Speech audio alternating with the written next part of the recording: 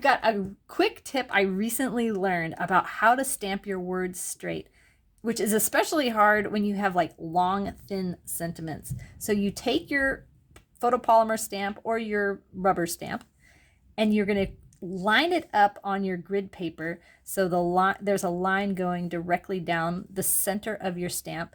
Then you take your block and you kind of eyeball the center of that stamp, but you want to line up the block with a line on your grid paper and then press it.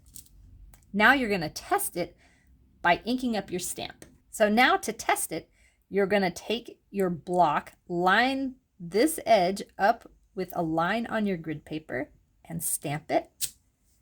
And hey, that looks pretty good. Now, if I had stamped in it and it was a little bit crooked, you would just do the whole process again. Let me show you how it works on cards. For this little note card, I want to stamp the happy birthday in the corner here. And so you can see that I'm going to kind of eyeball this way how I want it.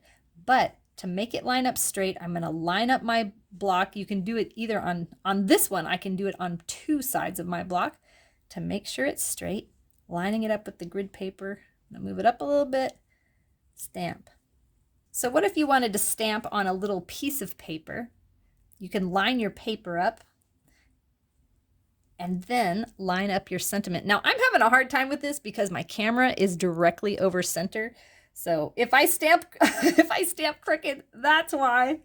You'll have an easier time because you can get directly over your card. One last scenario, I actually want to try stamping this directly in the middle.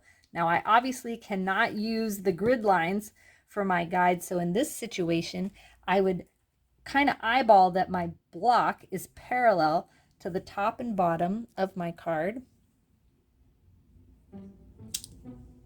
I hope this quick tip is helpful for you. If you tried it, let me know in the comments. And also, if you have any questions, you can leave me a comment or shoot me an email. Thanks for watching.